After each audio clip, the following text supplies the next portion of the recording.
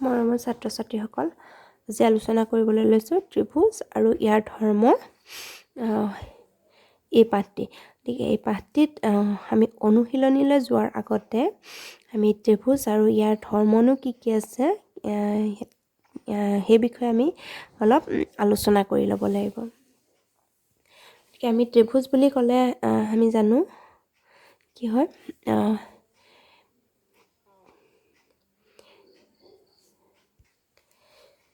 তিনিটা বাহুৰে আগুৰা এটা বন্ধ আকৃতি। তিনিটা বাহুৰে আগুৰা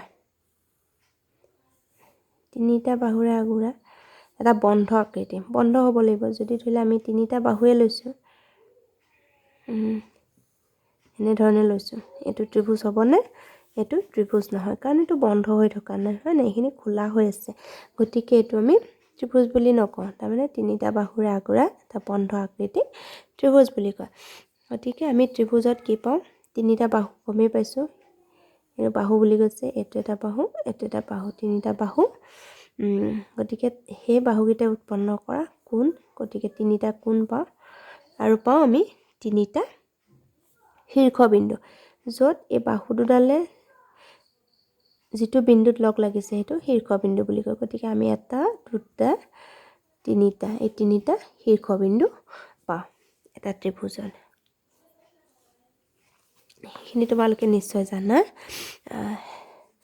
এতিয়া যদি আমি এই ত্ৰিভুজটোৰ নাম দি লওঁ এ বি চি, গতিকে আমি বাহু কি কি পাম?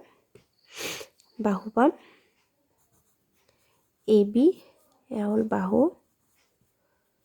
এ বি, বি চি আৰু চি এ বা এ চি। চি এ বুলি লিখিব পাৰোঁ, এ চি বুলিও লিখিব পাৰোঁ, বা আমি এতিয়া এ বি বাহু, এ বি বুলিয়ে নহয় বি এ বুলিও লিখিব পাৰোঁ। বাহু, তাৰপৰা কোণ পাওঁ, কোণ তিনিটা পাওঁ। কোণকেইটা আমি যদি আমি বি কোণটোক ল'ব লাগে, তেতিয়াহ'লে আমি কি লিখিব লাগিব? Angle A B C, A B C. যিটো কোণ আমি লৈছোঁ সেই কোণটো, সেই আখৰটো মাজত থাকিব লাগিব। তাৰমানে এ বি চি, এই কোণটোক বুজাইছে। আৰু কি পাওঁ আমি? বি চি এ বা এ চি বি, যেনেধৰণে লিখোঁ। আৰু আনটো কোণ পাম কি? বি এ চি বা C A B, B A C বা চি এ বি, যেনেধৰণে লিখোঁ। আৰু শীৰ্ষবিন্দু তিনিটা কি কি পাওঁ? এ বি আৰু চি। ত্ৰিভুজৰ প্ৰকাৰ, ত্ৰিভুজ কি কি প্ৰকাৰৰ পাওঁ আমি? আমি যদি বাহু হিচাপে লওঁ, বাহু হিচাপে দুটা প্ৰকাৰে পাওঁ, বাহু হিচাপে আৰু কোণ হিচাপে। বাহু হিচাপে আমি পাওঁ বিষম বাহু, বিষম বাহু ত্ৰিভুজ। বিষম বাহু ত্ৰিভুজ কি হয়? যদি কোনো এটা ত্ৰিভুজৰ তিনিওটা বাহুৱে অসমান থাকে, মানে এটা বাহুৰ লগত আনটো বাহুৰ যদি কোনোটোৱে কাৰো সমান নহয়। ধৰি লোৱা এইটো 2 চেণ্টিমিটাৰ, এইটো 3 চেণ্টিমিটাৰ, এইটো 4 চেণ্টিমিটাৰ। গতিকে কোনো এটা বাহুৱে এটা বাহু আনটো বাহুৰ লগত সমান নহয়। গতিকে তেনেধৰণৰ ত্ৰিভুজক বিষম বাহু বুলি কয়, মানে তিনিওটা বাহুৰে জোখ বেলেগ বেলেগ। পাওঁ সমদ্বিবাহু ত্ৰিভুজ, সমদ্বিবাহু ত্ৰিভুজ। সমদ্বিবাহু মানে যদি আমি দুটা বাহু, ত্ৰিভুজ এটাৰ যিকোনো দুটা বাহু সমান পাওঁ, ইয়াতে এই বাহুটো আৰু এই বাহুটো সমান, গতিকে দুটা বাহু সমান হ'লে সমদ্বিবাহু। সম মানে সমান, দ্বি মানে দুটা, বাহু মানে দুটা বাহু সমান, তো সেই ত্ৰিভুজক কয় সমদ্বিবাহু ত্ৰিভুজ। আৰু এটা পাওঁ সমবাহু ত্ৰিভুজ।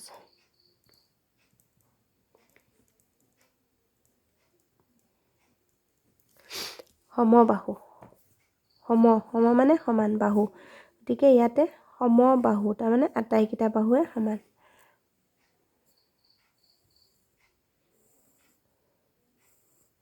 সমবাহু তিনিওটা বাহুৰে যোগ সমান হ'ব গতিকে তেনেকুৱা ত্ৰিভুজক সমবাহু ত্ৰিভুজ বোলে গতিকে ইয়াতে তোমালোকৰ ধুনীয়াকৈ কিতাপত দিয়াই আছে বিষমবাহু ত্ৰিভুজ এটা ত্ৰিভুজৰ তিনিওটা বাহুৰ যোগ বেলেগ বেলেগ হ'লে ত্ৰিভুজটোক বিষমবাহু ত্ৰিভুজ বোলা হয় ইয়াতে তোমালোকৰ সংজ্ঞাকেইটা দিয়াই আছে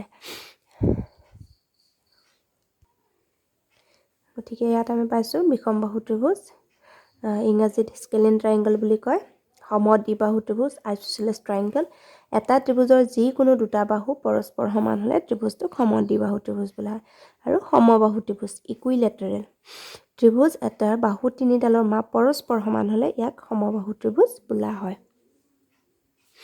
বাহু হিচাপে পালোঁ আমি ত্ৰিভুজ তিনি প্ৰকাৰৰ এতিয়া আমি কোণ হিচাপেও পাওঁ বাহু হিচাপে তিনি প্ৰকাৰৰ আৰু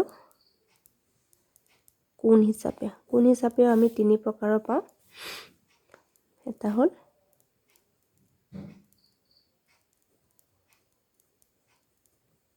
সূক্ষ্মকোণী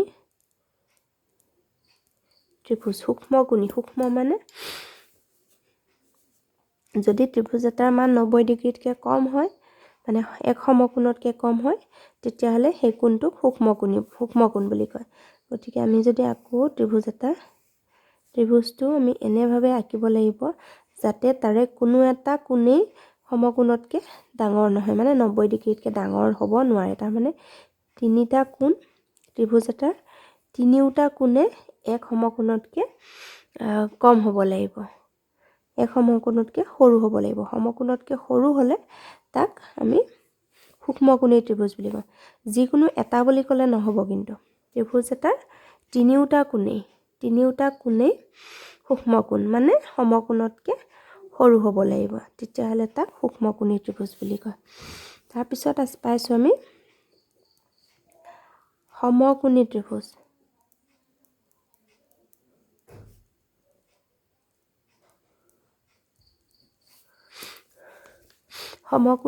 সমকোণী মানে ইয়াত সমকোণ বুলি পেলাই নুবুজায় আকৌ সম মানে সমান নুবুজায় আমি যিটো সমকোণ বুলি কওঁ এক সমকোণ মানে 90 ডিগ্ৰীটোক সমকোণ বুলি কয় গতিকে যদি এটা ত্ৰিভুজৰ এটা কোণ 90 ডিগ্ৰী হয় যিকোনো এটা কোণ 90 ডিগ্ৰী হ'ব লাগিব এটা কোণ সমকোণ হ'লে তাক সমকোণী ত্ৰিভুজ বুলি কয়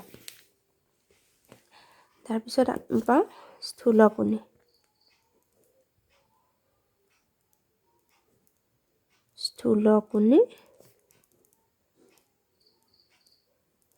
ত্ৰিভুজ স্থূলকোণী মানে এটা কোণ স্থূলকোণ হ'ব লাগিব স্থূলকোণ মানে সমকোণতকৈ ডাঙৰ কোণ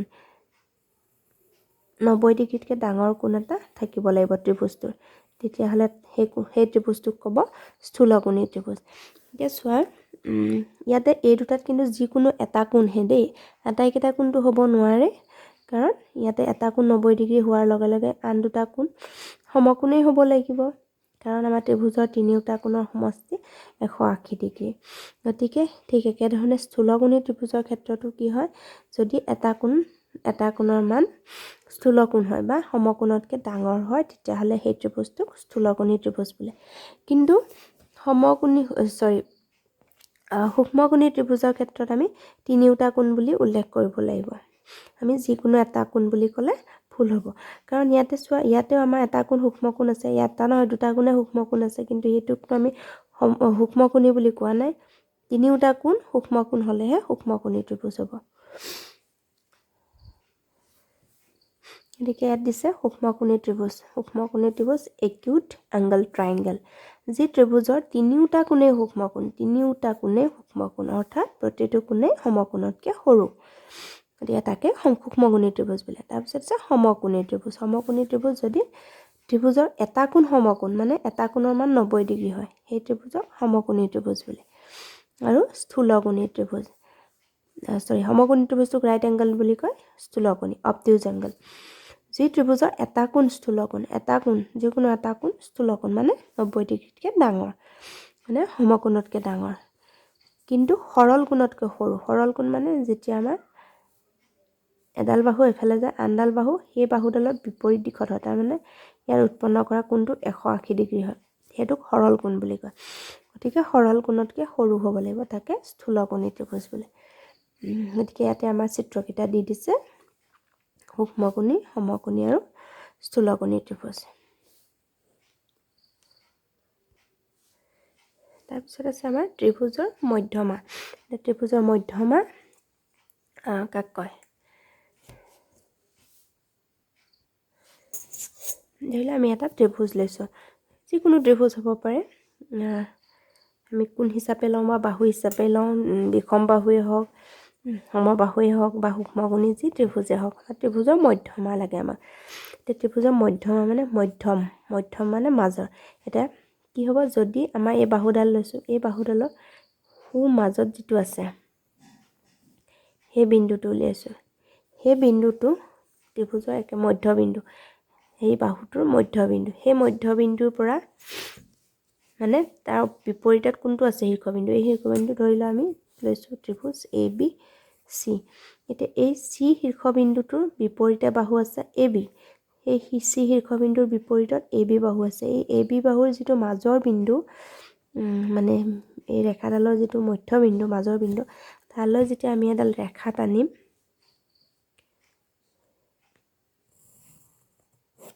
এই ৰেখাডালক কয় মধ্যমা বুলি। তাৰমানে শীৰ্ষবিন্দুৰ পৰা বিপৰীত বাহু, মানে সেই শীৰ্ষবিন্দুটোৰ বিপৰীতে যিডাল বাহু আছে সেই বাহুডাল, শীৰ্ষবিন্দুৰ পৰা বিপৰীত বাহুৰ মধ্যবিন্দুলৈ টনা ৰেখাডালক মধ্যমা বুলি কোৱা হয়।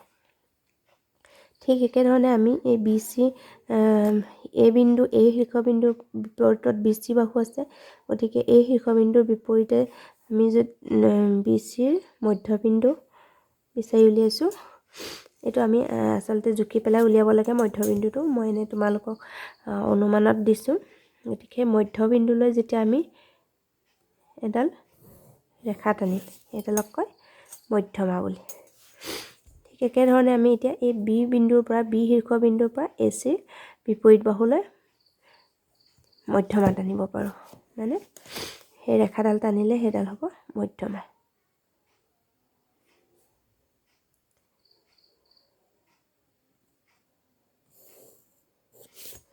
এডাল হ'ল মধ্যমা। এতিয়া তোমালোকে নিশ্চয় বুজি পাইছা। তাৰমানে কোনো এটা ত্ৰিভুজৰ শীৰ্ষবিন্দুৰ পৰা বিপৰীত বাহুৰ মধ্যবিন্দুলৈ টনা ৰেখাডালক মধ্যমা বুলি কয়। যেতিয়া আমি মধ্যমা টানো, সদায় সেই মধ্যমাকেইডালে এটা বিন্দুত কটাকটি কৰে। ত্ৰিভুজটোৰ ভিতৰত এটা বিন্দুত কিন্তু কটাকটি কৰে তিনিওডালে। গতিকে আমি এটা ত্ৰিভুজত কেইডাল মধ্যমা পাওঁ? তিনিডাল মধ্যমা পাওঁ।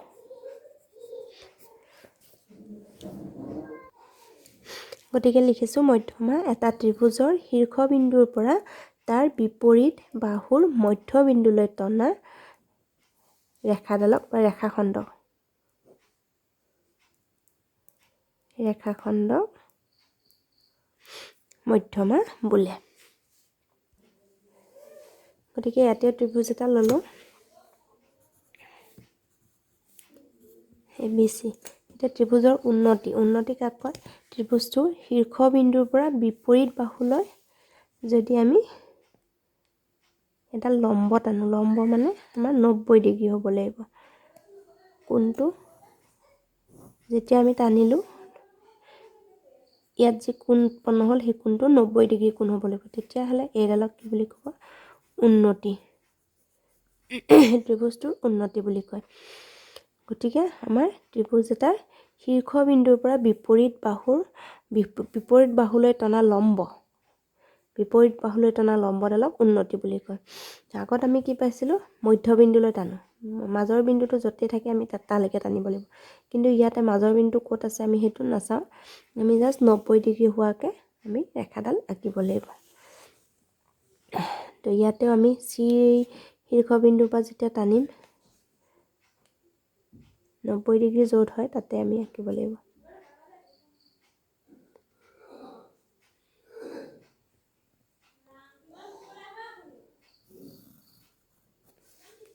নব্বৈ ডিগ্ৰী হ'ব লাগিব। একেধৰণে বি বিন্দুৰ পৰা যেতিয়া টানিম,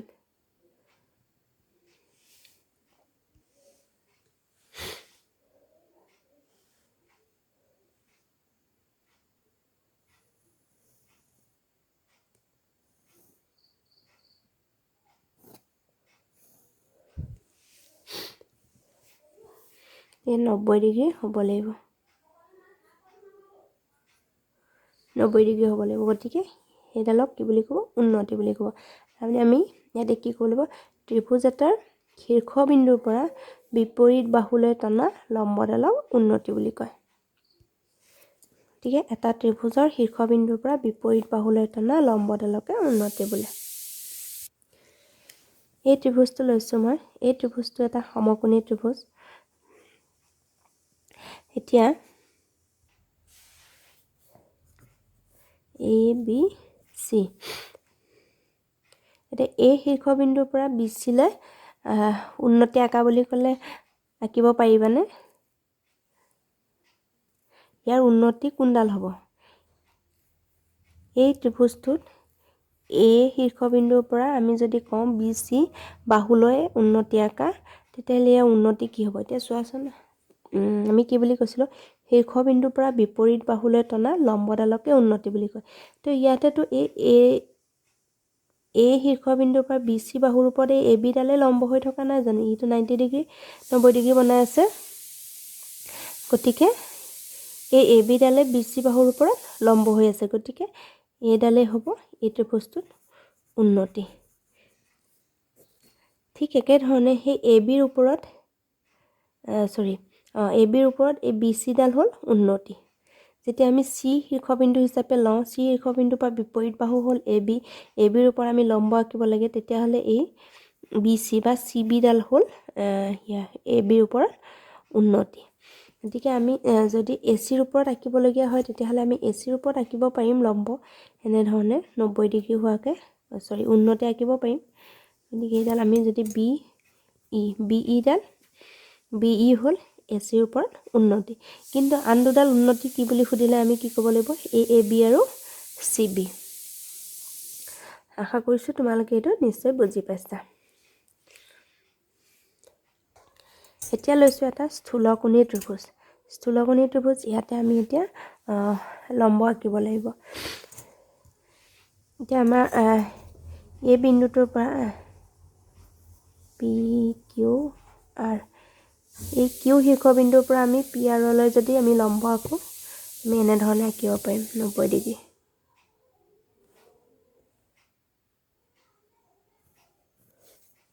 এতিয়া আমাক যদি কয় পি শীৰ্ষবিন্দুৰ পৰা কিউ আৰলৈ লম্ব আঁকা এতিয়া কেনেধৰণে আঁকিম কাৰণ লম্বডালটো সদায় এনেধৰণে আঁকিব লাগিব আমাৰ 90 ডিগ্ৰী হ'ব লাগিব আমি এইডালৰ ওপৰত এনেধৰণে যিমানেই যাওঁ সিমানেই বেকা হৈ যাব 90 ডিগ্ৰী নহ'ব গতিকে তেনে ক্ষেত্ৰত আমি কি কৰিব লাগিব এই কিউ আৰ বাহুডালক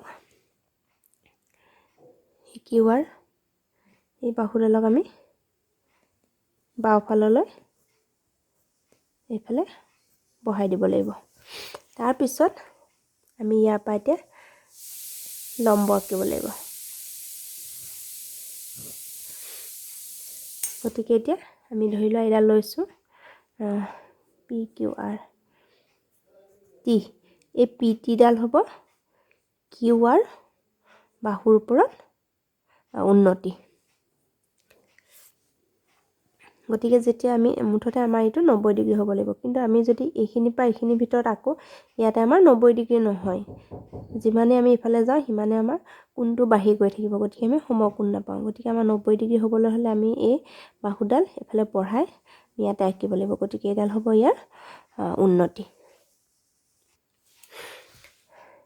ইয়াত একেধৰণে আমাৰ এতিয়া যদি এই আৰ শীৰ্ষবিন্দুৰ পৰা আমাৰ পি কিউ বাহুৰ ওপৰত লম্ব টানিবলগীয়া হয় আমি যদি এইখিনি বা ইফালৰ এইখিনিৰ ভিতৰত টানো তেতিয়াহ'লে আমি ইয়াতে 90 ডিগ্ৰী হোৱাকৈ ৰেখা আঁকিব নোৱাৰোঁ গতিকে ইয়াতেও একেধৰণে আমি কি কৰিব লাগিব এই ৰেখাডাল আমি এনেধৰণে আঁকিব লাগিব এতিয়া আমি ইয়াতে 90 ডিগ্ৰী হোৱাকৈ এডাল ৰেখা আঁকিব পাৰিম গতিকে এইটো আৰ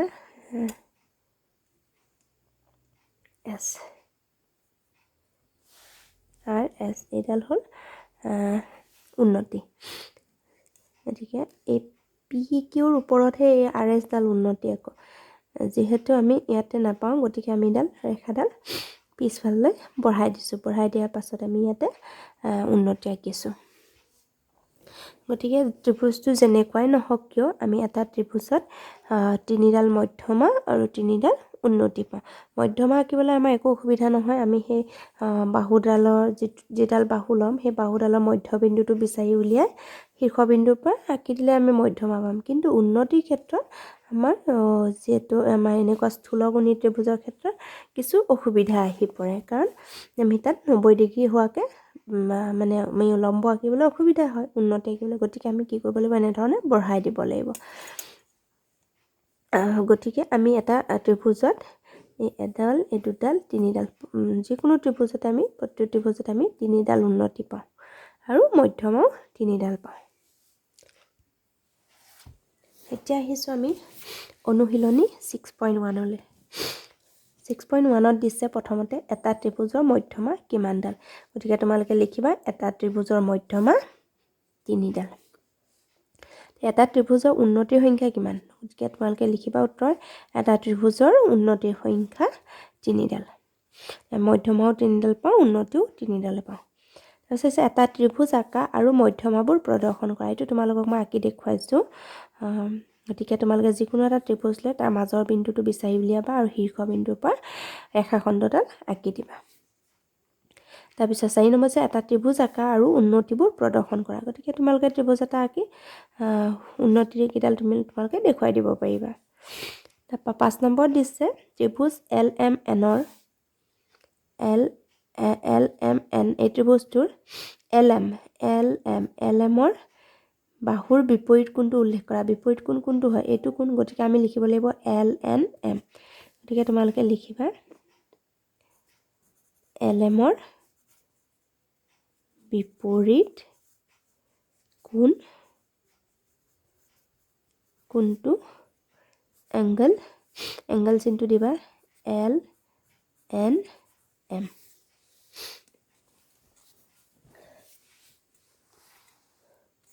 নেক্সট কুৱেশ্যন নম্বৰ 6ত দিছে ত্ৰিভুজ PQR এই ত্ৰিভুজটোৰ শীৰ্ষবিন্দু Qৰ বিপৰীত বাহুটো উল্লেখ কৰা শীৰ্ষবিন্দু Qৰ বিপৰীতত কোনটো বাহু আছে মানে আমি বিপৰীত বাহু কেনেকৈ উলিয়াম এতিয়া Q শীৰ্ষবিন্দু বুলি কৈছে গতিকে এই Q এই বিন্দুটো থকা বাহু দুডাল নহব এই বিন্দুটো থকা বাহু কি আছে QP আৰু QR গতিকে এই বাহু দুডালক বাদ দিলে কোনডাল বাহু থাকিল PR গতিকে PR হ'ব বিপৰীত বাহু গতিকে Q শীৰ্ষবিন্দুৰ বিপৰীত বাহু কি হ'ব PR গতিকে তোমালোকে লিখিবা ইয়াত শীৰ্ষবিন্দু Qৰ বিপৰীত বাহু PR যেহেতু এডাল ৰেখাখণ্ড ওপৰত এনেধৰণে ৰেখাখণ্ডৰ চিনটো দি দিবা নেক্সট কুৱেশ্যন নম্বৰ 7ত দিছে ত্ৰিভুজ RST ত্ৰিভুজৰ RT বাহুৰ বিপৰীত শীৰ্ষবিন্দুটো উল্লেখ কৰা এতিয়া RT বাহুৰ বিপৰীত শীৰ্ষবিন্দু গতিকে R আৰু T গমেই পাইছোঁ RT নহয়েই গতিকে আৰু আনটো শীৰ্ষবিন্দু কি থাকিল S গতিকে RT বাহুৰ বিপৰীতত থকা শীৰ্ষবিন্দুটো হ'ল S গতিকে তোমালোকে লিখিবা RT বাহুৰ বিপৰীত শীৰ্ষবিন্দুটো S নেক্সট কুৱেশ্যন নম্বৰ 8ত দিছে 8ৰ ফাৰ্ষ্ট কুৱেশ্যন দিছে শুদ্ধ উত্তৰটো চিন দিয়া ত্ৰিভুজ PQR ত্ৰিভুজ PQR ৰ PM এডাল PM ডাল কি হ'ব যেহেতু এইটো 90 ডিগ্ৰী চিনটো দিয়া আছে তাৰ মানে এইটো লম্ব হৈ আছে লম্ব যদি হৈ থাকে তেতিয়াহ'লে সেইডাল কি হ'ব উন্নতি গতিকে আমাৰ কি পাম এইটো উন্নতি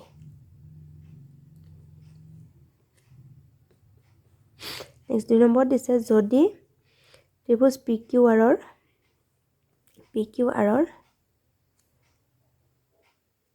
QR ৰ মধ্যবিন্দু D এইটো মধ্যবিন্দু D টো মধ্যবিন্দু বুলি কৈছে QR ৰ মধ্যবিন্দু বুলি কৈছে D তেন্তে PD যেতিয়া মধ্যবিন্দু সংযোগ হ'ব শীৰ্ষবিন্দুৰ পৰা বিপৰীত বাহুৰ মধ্যবিন্দুলৈ যেতিয়া আমাৰ সংযোগ কৰা ৰেখাডালক আমি কি বুলি কৈছোঁ মধ্যমা যেটো মধ্যবিন্দু হ'ল এটা গতিকে এডাল কি হ'ব PD কি হ'ব মধ্যমা মধ্যমা গতিকে পাঠটিৰ লগতে ইয়াত 6.1 ত যিকিটা কোৱেশ্চন দিয়া আছিল আটাইখিনি কোৱেশ্চন আলোচনা কৰিলো আশা কৰিছো তোমালোকে নিশ্চয় বুজি পাইছা আৰু ইয়াৰ পৰা উপকৃত হ'বা আৰু তোমালোকে যদি মোৰ চেনেলটো এতিয়ালৈকে সাবস্ক্ৰাইব কৰা নাই তেতিয়াহলে প্লিজ তোমালোকে সাবস্ক্ৰাইব কৰি থবা কাৰণ মই এনে ধৰণে যেতিয়া মই গণিতৰ ভিডিঅ'বোৰ দিম তোমালোকে যাতে অতি সোনকালে পোৱা আৰু যদি তোমালোকক কোনো এটা চেপ্টাৰৰ যিকোনো এটা বুজি পোৱা নাই তেতিয়াহলে মোক কমেন্টত জনাবা মই সেই চেপ্টাৰটোৰ পৰা সেই পাঠটোৰ পৰা বুজাই দিবলৈ চেষ্টা কৰিম ধন্যবাদ